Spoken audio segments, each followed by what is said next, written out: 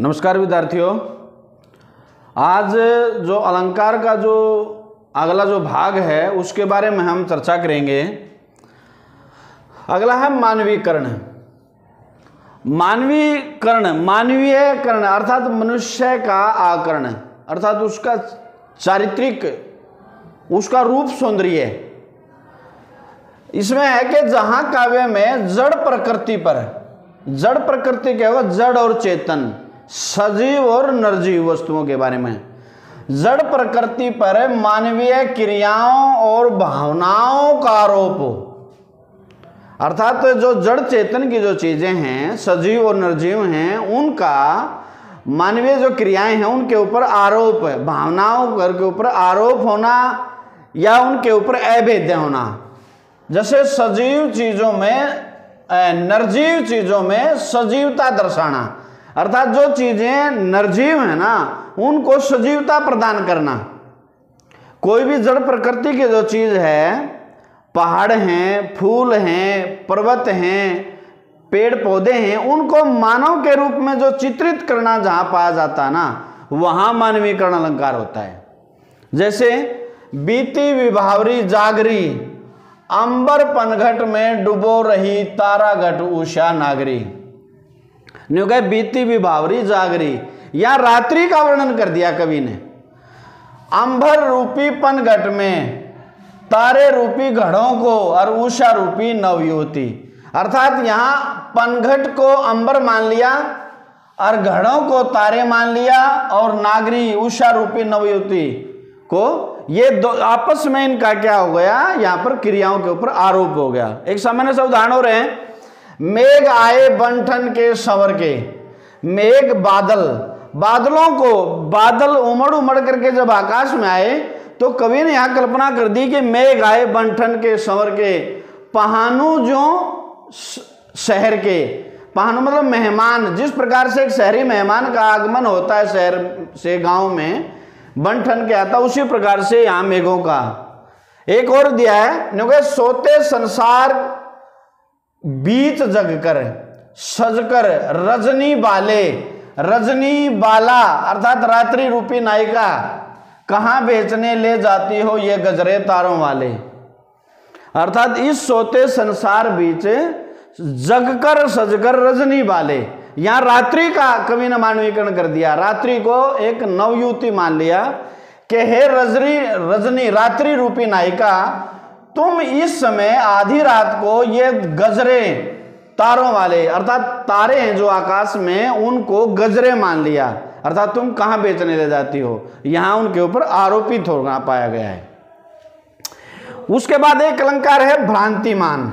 भ्रांतिमान भ्रम मान लेना, भ्रांति मतलब भ्रम मानना।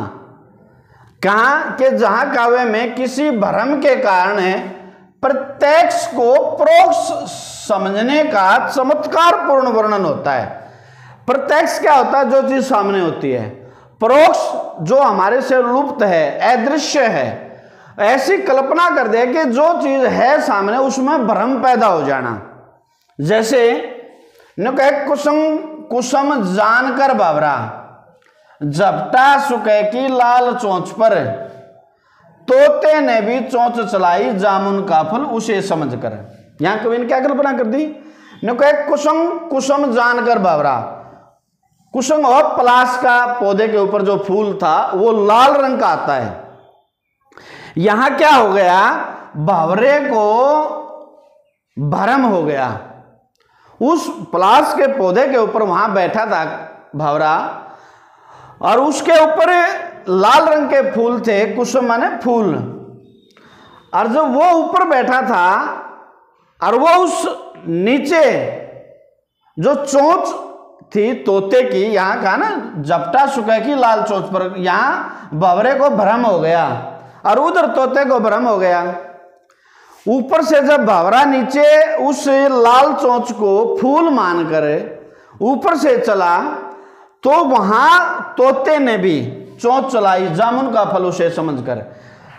बावरे को तो भ्रम होगा कि मैं लाल चोंच को देखा तो वो सोचा कि पलाश का ये फूल है, उसका मकरंद चूस ले, और उधर से जब ऊपर से वो भंवरा काले रंग का ऊपर से नीचे आया तो तोते ने भी चोंच चलाई, अर्थात उसको भ्रम हो गया कि जामुन का फल आ रहा है।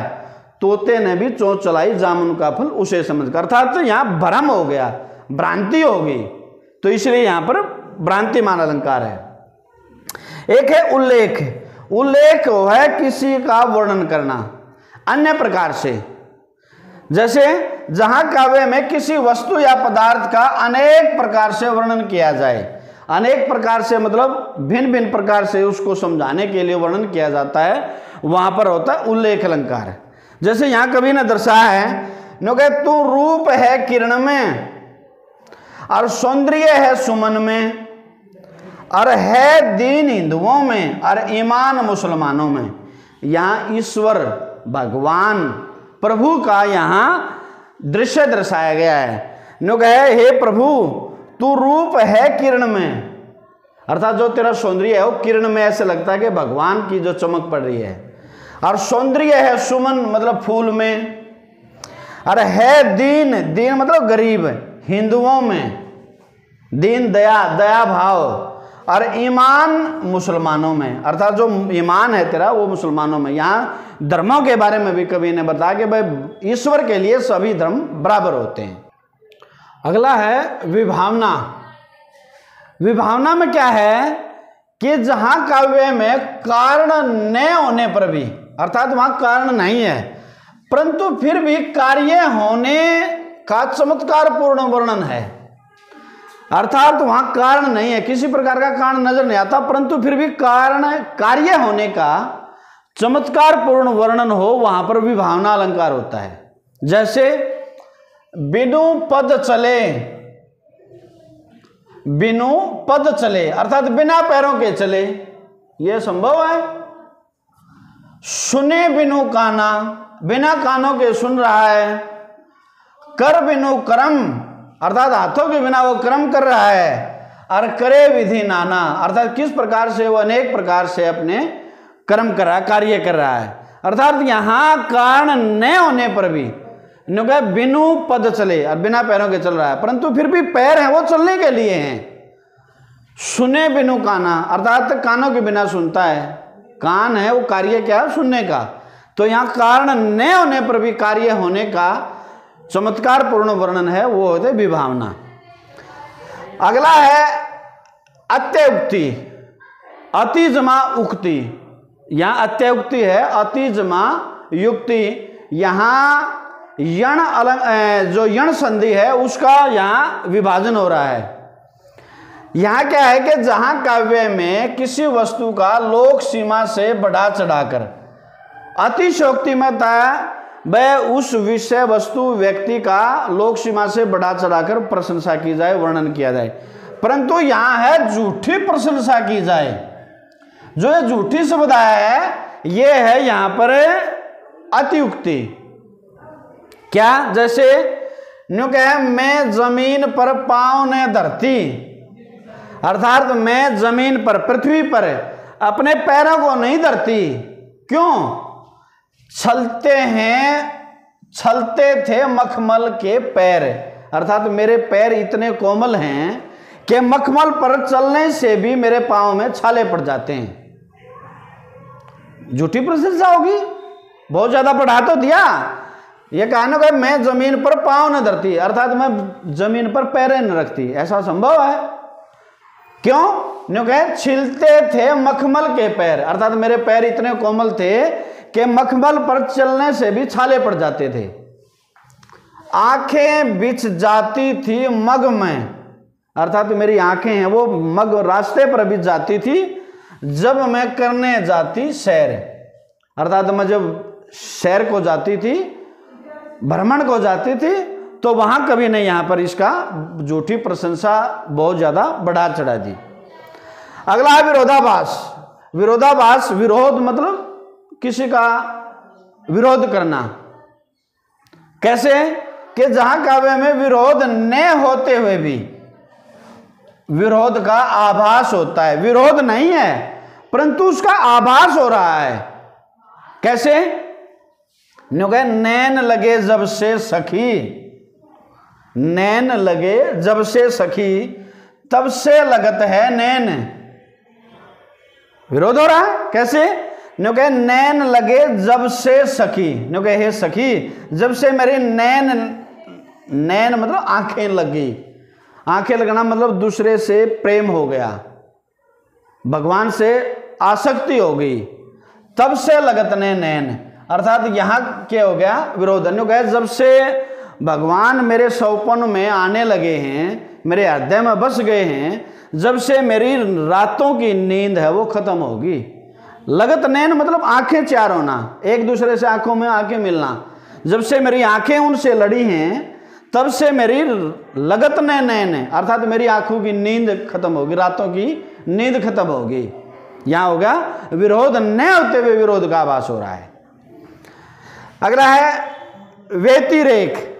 व्यतिरेक में क्या है कि जहां काव्य में उपमेय को उपमान से कारण बढ़ा चढ़ाकर बताया जाता है, उपमेय को उपमान से कारण अर्थात कारण सहित उसको बहुत ज्यादा बढ़ा चढ़ाकर प्रस्तुत करते हैं। नो कहे मुख राधा की चंद्रसा, देख यहां कवि की कल्पना, कहते हैं मतिरंक और निष्कलंक है यह सदा उसमें प्रकट कलंक।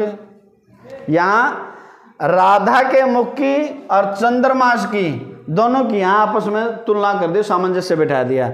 नो कहे राधा के मुख और चंद्रमा कहते हैं मतिरंक, अर्थात वो कह रहे हैं कि राधा का मुख है वो निष्कलंक है, उसके ऊपर कोई दाग नहीं है, और चंद्रमा के ऊपर तो निष्कलंक है यह सदा, अर्थात राधा का मुख है वो कलंक से रहित है और चंद्रमा तो हमेशा कलंक से ही बना हुआ है, अर्थात उसके तो दाग है। हम भी देखते हैं, जब भी देखते हैं तो ये कहते हैं कि वह चंद्रमा में दाग है, ये तो सदा ही बना रहता है। तो यहां उपमेय को उपमान से कारण बढ़ा चढ़ाकर प्रस्तुत कर दिया। अंतिम है संदेह अलंकार। संदेह अलंकार में संदेह का अर्थ होता है शक, संशय। जहां काव्य में रूप रंग के सदृश्य से उपमेय में उपमान का संशय या संदेह बना रहा हो, अर्थात उपमेय में उपमा अर्थात दोनों में आपस में संशय बन रहा हो।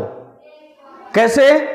नो कहे सारी बीच नारी है कि, सारी बीच नारी है कि और नारी बीच सारी है, सारी ही की नारी है और नारी ही की सारी है। क्या हुआ इसमें? नो कहे सारी अर्थात साड़ी और नारी दोनों में, नो कहे सारी बीच नारी है, नो कहे साड़ी के बीच तो नारी है और नारी के बीच साड़ी, या संदेह हो गया। नो कहे साड़ी के बीच तो नारी है, अगर नारी के बीच साड़ी है, यहां दोनों में, और सारी ही की नारी है और नारी ही की साड़ी है। तो यहां कवि ने आपस में इनको उपमेय में उपमान का संशय पैदा कर दिया। तो यहां जो पाठ्यक्रम के अनुसार जो अलंकार आते थे उनका हमने इन टॉपिक में चर्चा की है।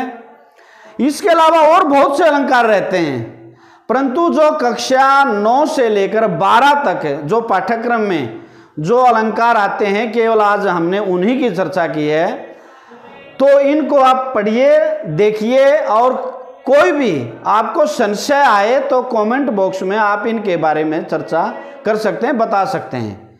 इसके अलावा आप अब तक भी किसी ने ये YouTube चैनल सब्सक्राइब नहीं किया है तो इसको लाइक, शेयर और सब्सक्राइब जरूर करें। धन्यवाद।